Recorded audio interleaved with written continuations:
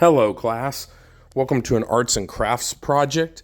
This one is one of the European crafts particularly, and that is bookbinding.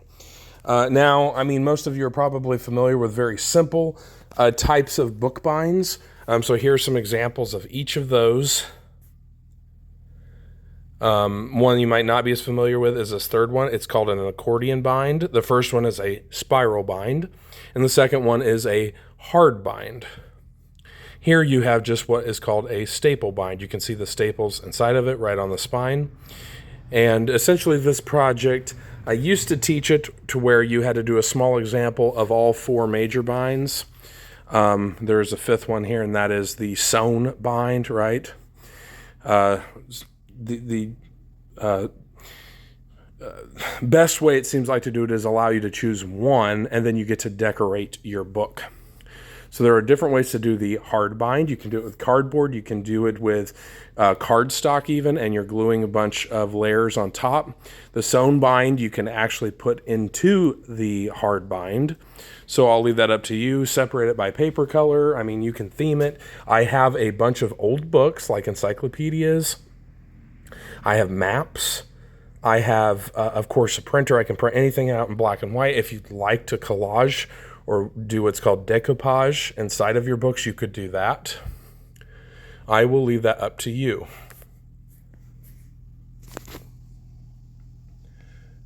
This one I've always thought was really cool. It was Left Behind. So it's like a glued hardcover. I no longer have this fake leather paper. It comes in a big roll, but it works great, and you can kind of see an example of collaged images here, if I can actually get in the camera.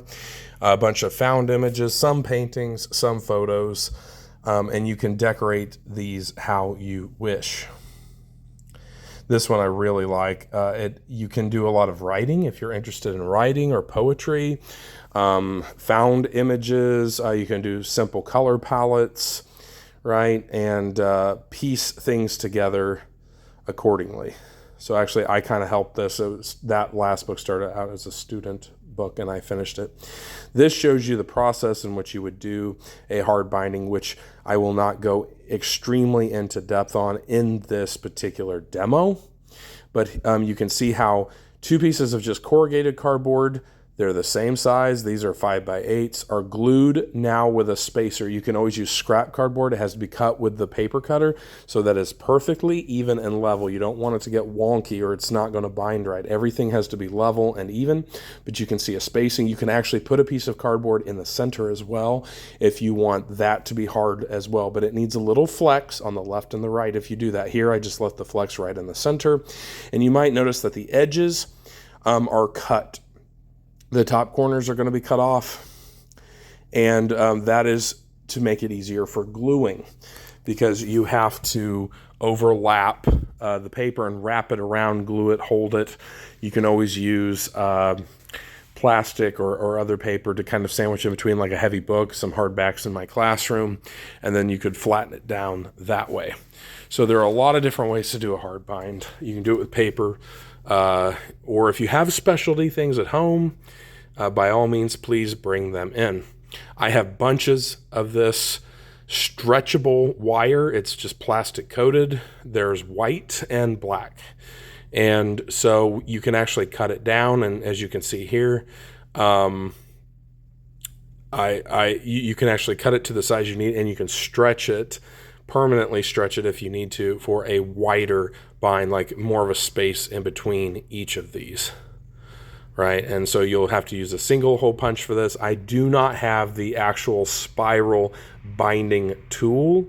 It would be one of those things, if you really wanted to speak probably to the English teachers, they would probably have something for you. But this really should suffice as long as everything is measured out. You could do it lightly in pencil first. As you can see, it holds together pretty well. Found images and so on, maps, like I said.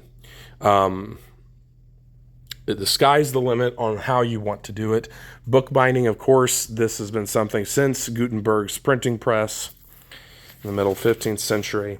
So there's been some innovations. You can turn it more into an artistic kind of style book, particularly with the accordion bind. So that is up to you. Here's another simple staple bind, but one that has a little bit more decoration on it. So you can theme it how you wish. If you mess up on a page, you can always very cautiously glue another piece on top of another one, or cut a page out if you have enough of them. I would recommend at least 4 sheets of paper minimum. So one sheet, of course, on the outside will end up becoming the cover, right? Especially in this kind of like staple bind. But, you can color code it however you wish. You could do all different colors if you want, however you want to do it. So then when it's folded, it'll obviously maximize enough pages in there to decorate to make the project really viable. Okay.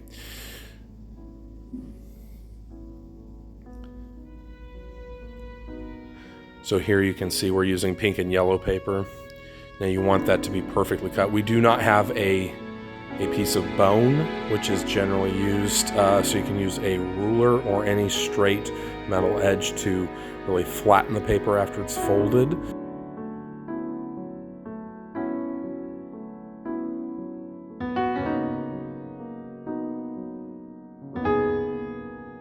So here, this is an example of a spiral bind.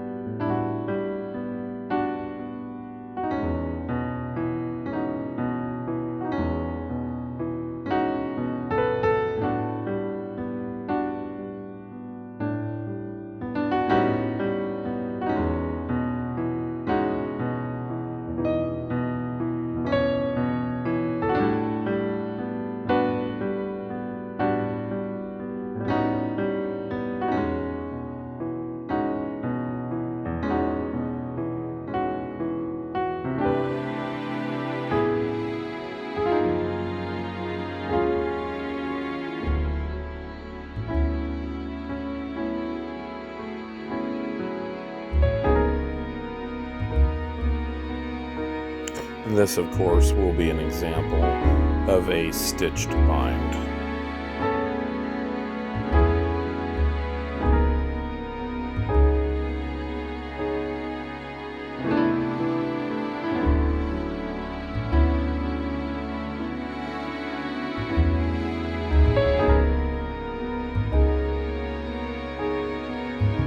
You can actually use any pointy object, and Oz is probably the best thing. I couldn't locate it until a little bit later into this.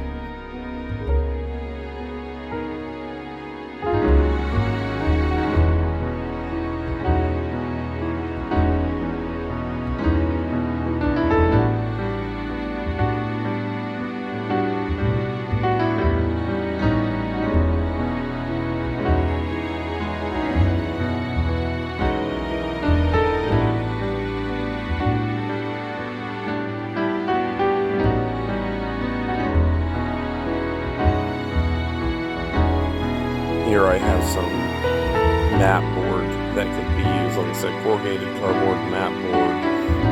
A lot of different things can be used for a hardback bind.